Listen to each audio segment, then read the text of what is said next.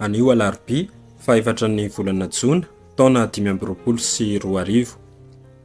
Evanjely Masina nosoratan'i Masinda Joany, nalaina tao amin'ny toko 17, andinin'ny faraka 12 tapany faharoa hatramin'ny 19. Ho iray tahaka antsika anie izy ireo. Tamin'izany andro izany, i Jesoa niandrandra lanitra ka nivavaka hoe: ray masina, tahirizo amin'ny Anaranao ireo izay nomenao ahy, mba ho iray tahaka antsika izy. Raha mbola eto amin'izy ireo aho, dia nitahiry azy tamin'ny Anaranao. Eny, nitahiry izay nomenao ahy aho, ka tsy nisy very izy na dia iray aza, afa-tsy izay zanaky ny fahaverezana, mba ho tanteraka ny Soratra Masina.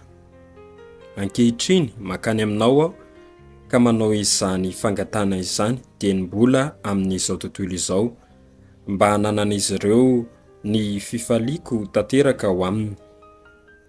Nomeko azy ny teninao ka halan'izao tontolo izao izy ireo, satria tahaka ny tsy maha-olon'izao tontolo izao aho no tsy maha-olon'izao tontolo izao azy koa.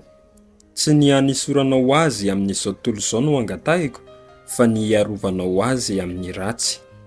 Tahaka ny tsy maha-olon'izao tontolo izao ahy no tsy maha-olon'izao tontolo izao azy ireo koa.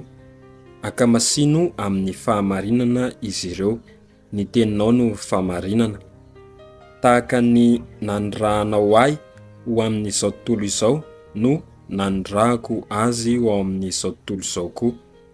Manamasina ny tenako ho azy ireo aho, mba ho amasinina amin'ny fahamarinana koa izy. Izany ary ny tenin'ny Tompo, derany ho anao, ry Kristy.